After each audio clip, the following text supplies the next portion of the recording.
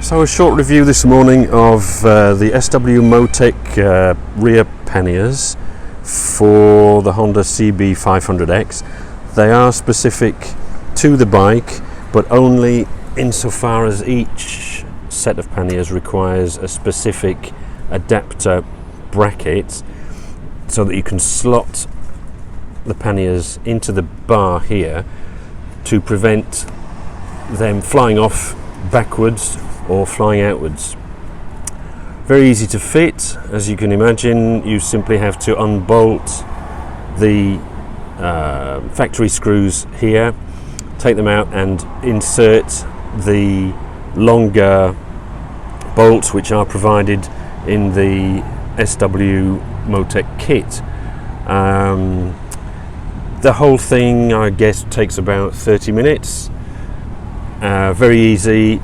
As I say, unscrew the two bolts here and then replace them with the black bolts provided in the kit. As for the panniers themselves, why did I choose them? Well, I went for semi-rigid, as they're known, because they're just more flexible. They don't smash if you drop the bike, as I have done a couple of times. They're also slightly narrower. I don't know if you can pick that up on the video. They're slightly narrower than the rigid metal type or composite panniers that you can buy. I did not want to make the bike wider than it is from the handlebars, if that makes sense. I don't know if you can see, but the panniers are just within the handlebar width. Now, as for what you can put in them, I did not require any major equipment to go in there. Basically, I use them as glove boxes. As you can see on this, in this side, I have the essentials for each trip: some plasters, hand sanitizer, bottle of water, and a medical emergency kit. And on the other side, there's enough space for what I would refer to as tools, locks, tire inflation kit, a cloth, these disc lock reminders, that kind of stuff.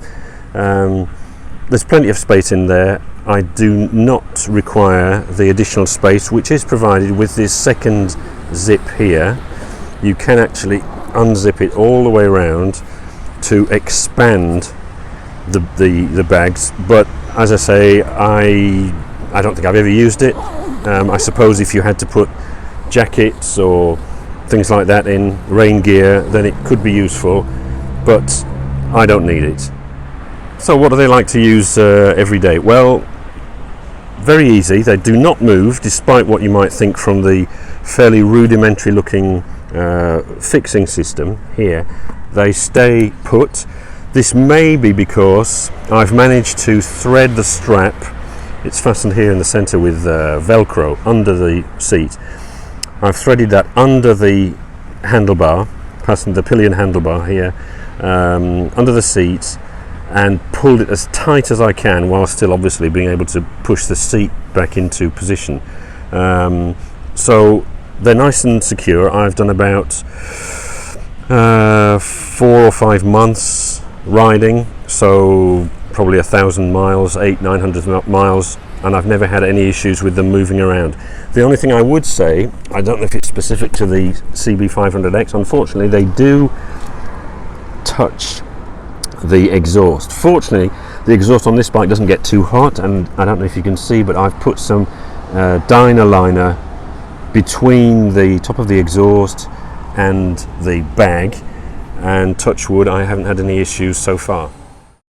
So just to sum up then, just a quick review of these SW Motech Blaze saddlebags or rear panniers. What do I like about them? Well, they're easy to install, but takes about 30 minutes. Very good build quality, the fabric, the zips and the lining. They look good, they're not too wide. They look better than the top box, and they're more convenient, less claustrophobic I find than a tank bag. They don't increase the width of the bike, and they give in the event of a fall. Downsides, on my bike 2019 CB500X, they do touch the exhaust slightly, but this can be remedied with a bit of fiddling and some Dynaliner heat insulation. They are fairly expensive at about 250 euros.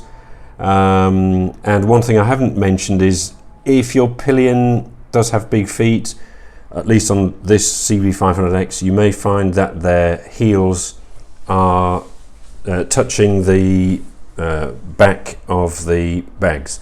But other than that, great investment, very useful, relatively discreet. I would definitely recommend them. As always, thanks for watching.